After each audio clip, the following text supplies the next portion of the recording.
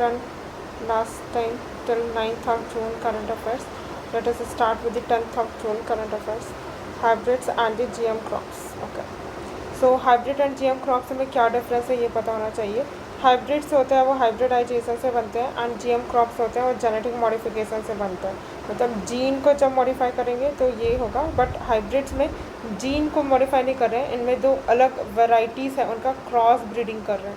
ठीक है, तो यहाँ पे डेफिनेशन भी दिया हुआ है कि हाइब्रिडाइजेशन वाला क्या होता है. हाइब्रिड्स जब होता है तो वहाँ पे वो कैसे डेवलप किया जाता है. Developed by the cross breeding genetically distinct parent plants to combine desirable traits. तो ये एकदम कम्प्लीटली अलग ब्रीड का भी हो सकता है. ठीक है, आई मीन हो सकता है, क्या होता ही है, क्रॉस ब्रीडिंग होगी, जेनेटिकली डिस्टिंक्ट पैरेंट प्लांट होंगे.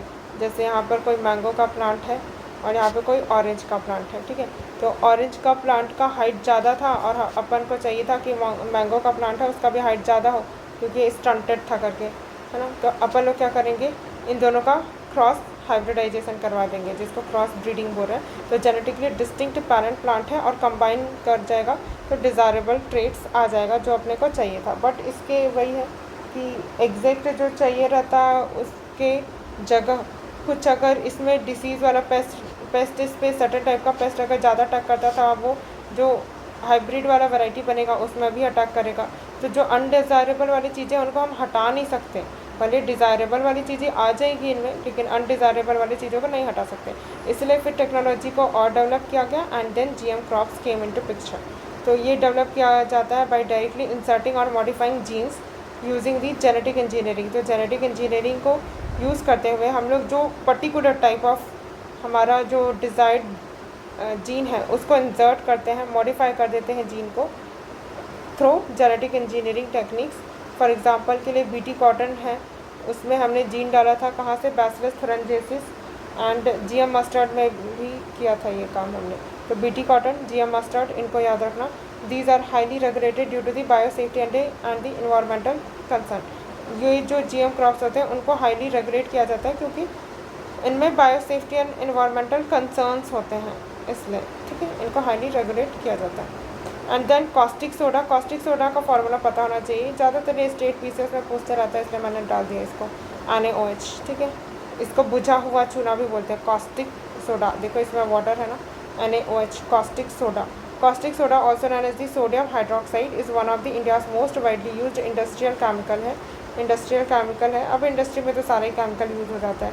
Industries such as the soap, detergent, paper, textiles, aluminium, petrochemicals and the water purification. तो वाटर प्योरीफिकेशन में भी कॉस्टिक सोडा यूज़ होता है. And then hybrids versus the GM crops. अगर मैंने double डाल दिया ये हटा देते इसको. हाइब्रिड्स एंड जीएम क्रॉप्स तो हमने कर लिया है, तो इसको यहाँ पर से रिमूव कर देता है. एंड देन इंफ्रास्ट्रक्चर के बारे में है, dust storms and legislative destructions. ठीक है, तो इंफ्रास्ट्रक्चर में क्या है, advances in the infrastructure across the sectors. तो क्या क्या एडवांसेस हमने किए हैं इंफ्रास्ट्रक्चर में अलग अलग सेक्टर्स में. अगर पहले बात करी मोबिलिटी एंड कनेक्टिविटी की, तो मोबिलिटी एंड कनेक्टिविटी में क्या क्या आ जाएगा, रेलवे आएगा, रोड आएगा, सिविल एविएशन आएगा, पोर्ट्स आएंगे. इन्हीं 4 टाइप का मोड ऑफ कनेक्टिविटी की हम बात करते हैं हमेशा. रेलवे में बजटरी सपोर्ट इंक्रीज़ किया गया 9 फोल्ड. ओके, अब डेटा याद रखने की ज़रूरत नहीं है. अब यहाँ पे रेलवे में कवच याद रखना, इंडिया का ये indigenous automatic train protection system है, deployed to around 3000 route kilometre में ये डिप्लॉय किया गया था. ठीक है, तो कवच है वो इंडिजिनस है. ओके, किसी के साथ हमने कोलैब करके नहीं बनाया, नाम से भी समझ आ जाता है ना, कवच हिंदी नेम है तो इंडिया का इंडिजिनस वाला ही होगा. And then roads, India has the second largest road network in the world. Second largest road network है तो फर्स्ट कौन है, मुझे ज़्यादा याद है कि यूएसए है. यूएसए फर्स्ट है रोड नेटवर्क है एंड सेकंड नंबर पे इंडिया है. अब इंडिया में सेकंड नंबर पे इसको कैसे याद रखेंगे, इंडिया में गली गली में ऐसे मुरुम का भी रोड रहता है, गिट्टी वाला भी रोड रहता है. तो इन सब को भी हम लोग रोड ऐसे याद रख लेंगे कि इतना सारा रोड है ना, करके मुरुम वाला रोड ऐसे कर करके. जो सेकेंड है लार्जेस्ट इन दी वर्ल्ड. प्रधानमंत्री ग्राम सड़क योजना. अब ये कुछ जो स्कीम्स हैं उनको याद रखते जाएंगे क्योंकि अपन को जब लिखना पड़ेगा ना आंसर, तो ये सारी स्कीम्स, गवर्नमेंट इनिशिएटिव्स क्या क्या है उन सबको लिखना ही पड़ेगा. तो याद रखना होगा कि प्राइम मिनिस्टर प्रधानमंत्री ग्राम सड़क योजना PMGSY connected 99.6% of the eligible habitation. अब इसको तो याद रखना भी इजी, 99.6% है एलिजिबल हैबिटेशंस है, उनको क्या कर दिया गया, कनेक्ट किया गया। Connected 99.6% of the eligible habitation. Civil aviation में ऑपरेशनल एयरपोर्ट्स इंक्रीज्ड फ्रॉम 74 से 165। तो पहले कितना था, 74 था। कब, जब मोदी जी आए थे पावर में 2014 में, ठीक है। 2014 के बाद फिर अब 2026 है ना, तो इसको ऐसे याद रखेंगे। 2014 का 28 डबल होता, लेकिन उससे 2 कम कर देंगे और इसको डबल से भी ज़्यादा कर देना, तो 148 समथिंग इसका डबल होता है, बट उससे भी ज़्यादा। तो कैसे 165, 160 के लाइन में ऐसा करके याद रख सकते हैं, ठीक है, अप्रॉक्सीमेटली 160 करके। तो 7 दूनी 14, उसका डबल से 2 ज़्यादा, और वैसे भी इसका डबल से 2 कम करके ईयर डाला था, ठीक है। तो ऐसे करके याद रख सकते हैं डेटा। कैसे याद रखा, 74 पोर्ट्स थे, इसको वैसे अप्रॉक्सीमेटली 75 याद रख लेना। इसका डबल करेंगे और उससे थोड़ा ज़्यादा, तो 160 approximately.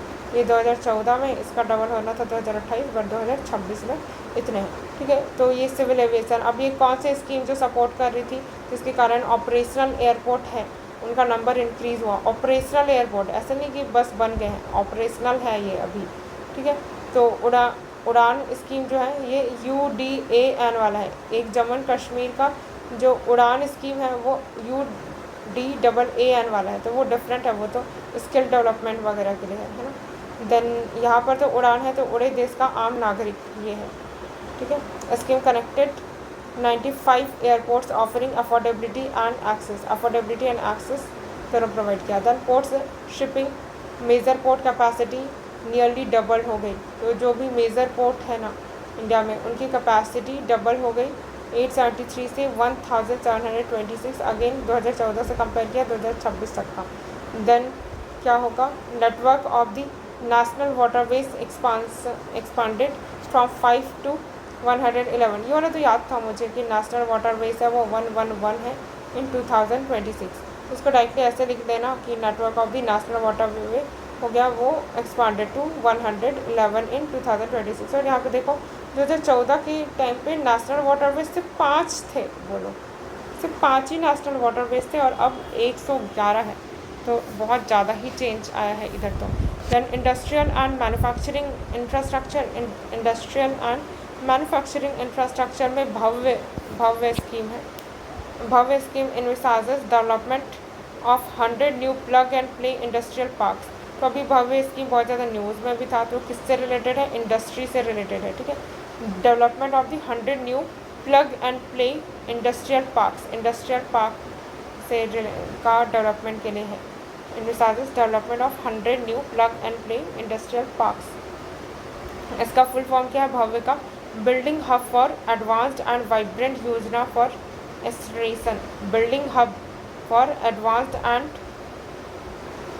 Vibrant yojana for acceleration. तो जब भी इंडस्ट्रियल एंड मैन्युफैक्चरिंग इंफ्रास्ट्रक्चर की बात आएगी, तब हम लोग क्या कर रहे हैं, भव्य स्कीम को याद रखेंगे कि इंडस्ट्रियल पार्क बनाए जा रहे हैं 100, ठीक है। एंड देन लॉजिस्टिक्स में क्या होगा, India rank in world bank logistics performance index improved. तो हमारा जो लॉजिस्टिक्स इंडेक्स है वो लॉजिस्टिक्स में परफॉर्मेंस है वो इम्प्रूव हुआ है। अब यहाँ पे लॉजिस्टिक्स वाला डेटा नहीं दिया हुआ है कि कितना परसेंटेज है, गेस 15% है, बट जो रिकमेंड किया जाता है दैट वॉज 8% समथिंग। अभी एग्जैक्ट याद नहीं आ रहा, बट इतना ही था जहाँ तक मैंने पढ़ा था। Then affordable housing around 8.77 lakh crore allocated for the Pradhanmantri Awas Yojana urban PMAYU supporting the affordable housing. तो अफोर्डेबल हाउसिंग को सपोर्ट किया जाएगा प्रधानमंत्री आवास योजना के अंदर।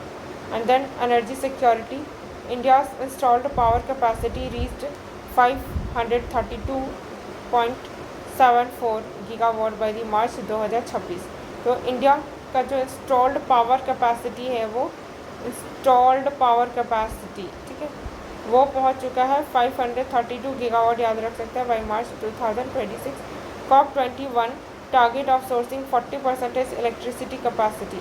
जो COP21 है उसमें टारगेट क्या है, sourcing of 40% electricity capacity non fossil fuel से हम लेके आएंगे, ऐसा हमने बोला था COP21 में। ये वही है जहाँ पे हमने पेरिस अग्रीमेंट भी किया था, पेरिस अग्रीमेंट जब साइन हुआ था COP21 में।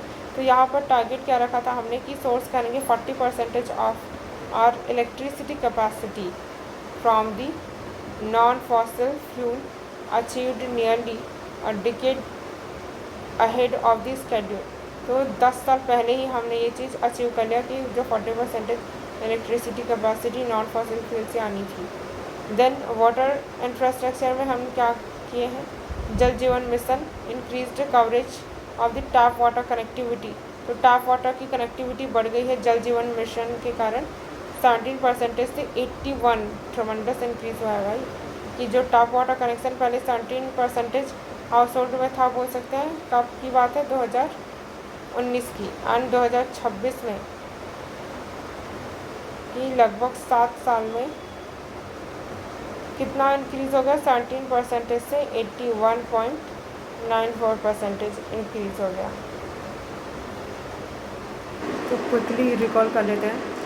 मोबाइल कनेक्टिविटी के लिए रेलवेज़ में तो कवच, फिर बेसिकली कवच वो इंफ्रास्ट्रक्चर को ही और सही कर रहा है, मीन सेफ कर रहा है। एंड रोड्स है वहाँ पर तो प्रधानमंत्री ग्राम सड़क योजना हो जाएगा। देन सिविल एविएशन में उड़ान स्कीम है। पोर्ट्स वाले में तो नेशनल वाटर बेस है वो डबल हो गए हैं, ये याद रखना है। मेजर पोर्ट कैपेसिटी है वो डबल हो गई है। फिर इंडस्ट्रियल वाले के लिए भव्य स्कीम, लॉजिस्टिक्स के लिए तो world bank logistics performance index में हमारा परफॉर्मेंस इम्प्रूव हुआ है। देन अफोर्डेबल हाउसिंग में तो प्रधानमंत्री आवास योजना अर्बन ये वाला है। एंड देन इसका रूरल कंपोनेंट वाला भी रहता है। फिर इलेक्ट्रिसिटी कैपेसिटी COP21 की टारगेट्स हमने डिकेड पहले ही कंप्लीट कर लिया अपने स्केड्यूल से। फिर वाटर इंफ्रास्ट्रक्चर के लिए जल जीवन मिशन जहाँ पर 17% से 81% तक का हमने कनेक्टिविटी इन्हांस कर लिया है ना। एंड देन इंफ्रास्ट्रक्चर हो गया। Dust storms and legislative destructions, इनके बारे में देखना है। पहले डस्ट स्टॉर्म्स देख लेते हैं। तो डस्ट स्टॉर्म्स, डस्ट का स्टॉर्म आएगा उसी को डस्ट स्टॉर्म बोलेंगे। कहाँ आया है ये, दिल्ली में आया है आई गेस। हाँ, अ dust storm is a wall of the dust and debris. Dust and debris का वॉल होता है that is often ब्लॉन into an area by the strong winds by the thunder storm.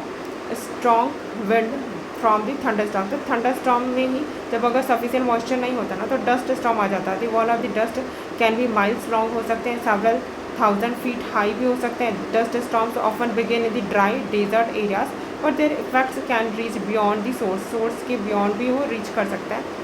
Then north west India experiences convective dust storms. जो north west India है ना अपना, वहाँ पर हम लोग को कन्वेक्टिव डस्ट स्टॉर्म देखने को मिलते हैं। कन्वेक्शन पता है ना, कन्वेक्शन के कारण क्या होगा, हीट हो जाएगा एयर एंड वो ऊपर उठेगा। वैसे डस्ट स्टॉर्म से भी कन्वेक्टिव डस्ट स्टॉर्म्स के कारण ऊपर उठेंगे। लोकली कॉल्ड आंधी बोलते हैं इसको हम। Then mainly during the pre monsoon season में होता है, मार्च में, with the peak frequency in the May. Then most affected areas Rajasthan, क्योंकि डस्ट वाला है तो राजस्थान में होगा, followed by the Haryana, Punjab and the western Uttar Pradesh. And तो इन लोकेशन पे फ्रिक्वेंटली मोस्ट अफेक्टेड ये रहता है, बट इस टाइम पे ये न्यूज़ में इसलिए था क्योंकि दिल्ली में आया था। ठीक है, तो dust storms and atmosphere. Dust is major component of the atmospheric aerosol. Atmospheric aerosol का मेजर कंपोनेंट होता है dust. Dust particles are significantly, जो डस्ट पार्टिकल्स होते हैं सिग्निफिकेंटली इम्पैक्ट करते हैं वेदर को due to the feedback processes related to the atmospheric dynamics and the cloud formation and the precipitation. Then next is legislative disruptions. Legislative में disruptions क्यों देखने को मिल रहा है, तो legislative disruptions are a form of obstruction where legislative business is forcibly stalled by the intentional acts orchestrated by the political actors to achieve concrete political objectives। तो जब डिफाइन करना होगा कि लेजिस्लेटिव डिस्ट्रप्शंस हम किनको बोलते हैं, ये फॉर्म ही है ऑब्स्ट्रक्शन का। डिस्ट्रप्शन बोल रहा है तो ऑब्स्ट्रक्शन ही है। लेजिस्लेटिव बिजनेस जो है हाउस का फोर्सिबली स्टॉल कर दिया जाता है किसके द्वारा, intentional act orchestrated by the political actors to achieve the concrete political objective को अचीव करने के लिए। Ideological distinctions among the parties, issues of the national interest not being given adequate attention, अगर एडिक्वेट अटेंशन नहीं दिया गया etcetera वर की reason fuelling the disruption. तो क्यों ये लेजिस्लेटिव डिस्ट्रप्शन हमको देखने को मिलते हैं? क्योंकि जो पार्टीज़ है, पॉलिटिकल पार्टीज़ है, उनमें आइडियोलॉजिकल डिस्टिंक्शंस है, नेशनल इंटरेस्ट का इशू है, एंड मतलब जो नेशनल इंटरेस्ट के इशूज़ हैं उनको एडिक्वेटली अटेंशन नहीं मिला था।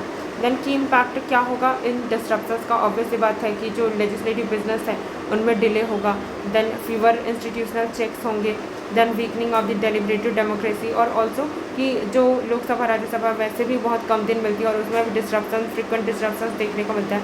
Then loss of the functional time है वो लॉस हो जाता है। देन डिक्लाइनिंग कंसल्टेटिव स्पिरिट नहीं है, स्पिरिट है, ठीक है, डिक्लाइनिंग कंसल्टेटिव स्पिरिट। तो ये सारे इशूज़ हैं जो डिस्ट्रप्शंस के कारण हो रहे हैं। तो लेजिस्लेटिव बिजनेस है वो डिले हो जाएगा along with the delaying the business of the house. It also undermines the role of the parliament as a forum for raising the citizens concern. हाँ, तो ये अंडरमाइन कर दिया ना कि पार्लियामेंट का जो रोल था कि वो सिटीजन का कंसर्न है उसको रेज करना था, लेकिन यहाँ तो लेजिस्लेटिव डिस्ट्रप्शन के कारण ये सिटीजन के कंसर्न एड्रेस ही नहीं हो पा रहे। देन फीवर इंस्टीट्यूशनल चेक ही नहीं है, increasing instances of the judiciary overreach and resorting to the ordinances by executive undermines the key function of the parliament, ठीक है। तो फीवर इंस्टीट्यूशनल चेक मतलब कि इंक्रीज इंस्टांसेस ऑफ दी। तो अगर legislative properly function I mean कि properly function नहीं करेगी तो जुडिशरी आउटरीच करेगी उनमें, या तो ज़्यादातर ऑर्डिनेंसेस लेके आया जाएगा, क्योंकि लेजिस्लेचर है वो तो लॉ बनाई ही नहीं। तो उस ये जो की फंक्शन है पार्लियामेंट का वो तो क्या हो गया, अंडरमाइन हो गया। Then weakening of the deliberative democracy, तो जो डेलिब्रेशन होना था वो भी अगेन लेजिस्लेटिव डिस्ट्रप्शन के कारण हो नहीं पाएगा due to the little to the very little discussion over the bills. Then 17th Lok Sabha में 58% of the total 179 bills passed within 2 weeks. तो 2 वीक के अंदर ही 179 बिल पास कर दिए गए, है ना, सॉरी 179 का 58%। 17th लोकसभा में 58% of the total 179 bill passed within 2 weeks of their introduction, and 35% of these were passed with the less than an hour discussion। 1 घंटे से भी कम के डिस्कशन में 35% of that 58% of 179 bills pass हो गए थे। Then loss of functional time है वो भी कम हो गया। 17 लोकसभा है वो 274 दिन बस मिली थी, sat for 274 days, and with average number of sitting per year to be 55, क्योंकि 17th लोकसभा तो 5 साल का था ना। टोटल अगर 274 दिन मिले मतलब कि 1 साल में ऑन एन एवरेज 55 डेज बस मिले हैं, है ना। तो लगभग 2 महीना भी नहीं, मतलब 1.5 महीना इतना ही बस मिले हैं 1 साल में, वो भी। तो this is too grave situation. Then declining consultative spirit. 17th Lok Sabha only 16% of the bill introduced were refer to the committees, और बहुत ही कम कमिटीज़ को रिफ़र किया जा रहा है बिल को। ओनली 16% बिल है उन्हीं को ही रिफ़र किया जा रहा है कमिटीज़ को। Losing an expert layer of the scrutiny, तो जो कमिटीज़ होती है वो एक्सपर्ट्स होते हैं उनमें, तो जो एक्सपर्ट लेयर है स्क्रूटनी का वो तो मिस हो गया यहाँ। देन क्या मेजर लिए जा सकते हैं लेजिस्लेटिव डिस्ट्रप्शन को रोकने के लिए?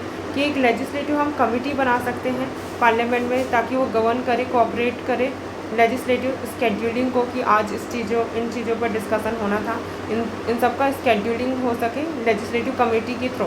तो हमको ये इस्टाब्लिश करने की ज़रूरत है। Then meeting of an all party business advisory committee to decide on weekly agenda through the consensus. All party business advisory committee होनी चाहिए जिसमें सारी पार्टी का जो भी इशूज़ है उन सबको रेज किया जाएगा, और उसके बाद फिर जो मैटर्स होंगे उनको डिस्कशन के लिए चूज़ किया जाएगा। Setting aside certain days for opposition parties को भी कुछ दिन असाइन करना ताकि वो डिटरमाइन कर सके agenda for the debate. Like in the British parliament में ऐसा होता है कि जो अपोजिशन पार्टीज़ हैं उनको भी डेज असाइड कर दिए जाते हैं ताकि उन दिनों पर डिबेट हो सके। Then increasing parliamentary sitting days, अब क्योंकि साल भर में से 55 दिन मिल रहे हैं, ये तो बहुत ही कम दिन है ना, तो इनको इंक्रीज़ करना होगा पार्लियामेंट्री सिटिंग डेज को as per recommendation of the national commission to review the working of the constitution 2002 etcetera. ठीक है, तो ये सारी रिकमेंडेशन है तो गवर्नेंस वाले में यूज़ करना होगा पॉलिटी के। ओके, तो 12 वाले जून का एंड 15th जून का बाकी है, इसको नेक्स्ट में करते हैं।